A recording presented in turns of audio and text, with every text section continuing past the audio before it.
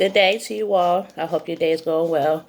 Anya here. So today's video, I just wanted to come in here and talk about how your spiritual teachers, gurus, spiritual leaders will change on you, on your path. Now, when you start off with your spiritual journey or your soul's awakening, they're going to be open to a lot of different things that will interest you as pertaining to the spiritual world. You will see many different things that you will want to learn, but you have to take your time. There are teachers out there who are willing to help you along your soul journey, but you have to be patient and wait for them to come to you. Because at the end of the day, the universe sees everything. The universe sees what you're going through. They know what you're going through. And they basically know the right time for the teacher to come along to teach you. A lot of us, we learn through spirit itself. A lot of things, me personally, I have learned, I had to get in contact with spirit itself, not a person. A lot of things I have learned on my own without having the help of someone else.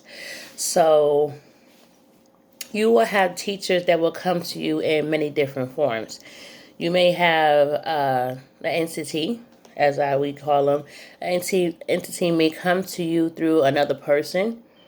You may go through, let's say you scroll through your YouTube feed and you were just thinking about learning how to do tarot. And all of a sudden, a video about tarot cards pop up on your newsfeed. So you ignore it. Oh, okay.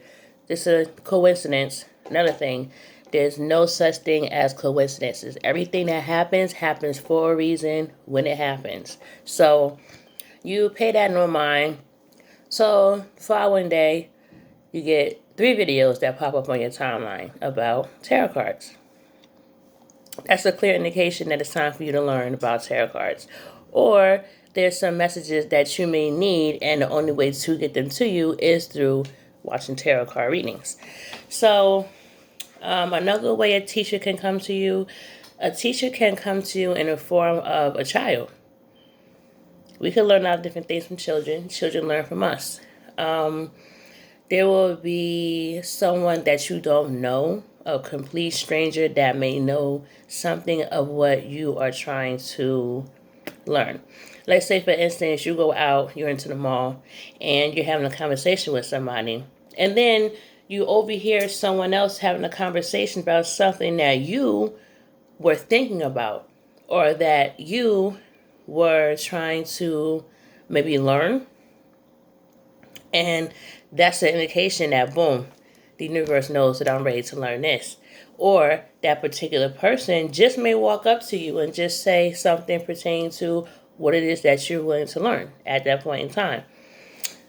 Things like that happen.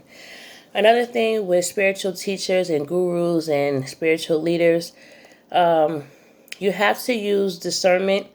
Go with your intuition, your gut feeling about who it is that you want to learn from.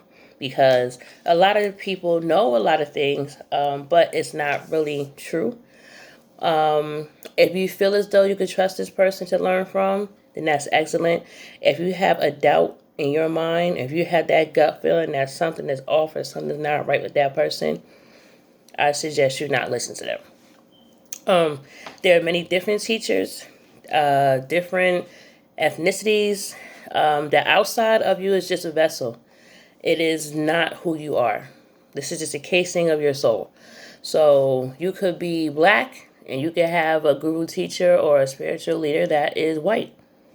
Their soul could be black or something that pertains to you. So just keep that in mind. Also, you will come across some teachers that you have grown attached to. And you have grown so attached to this person, getting so much information, you learn so much from this person, to where there is a time where you have to separate from this particular teacher. Now, every teacher that we have during whatever it is that we're doing, they're only there for a certain amount of time. They're not there for our whole journey because we have a lot to do.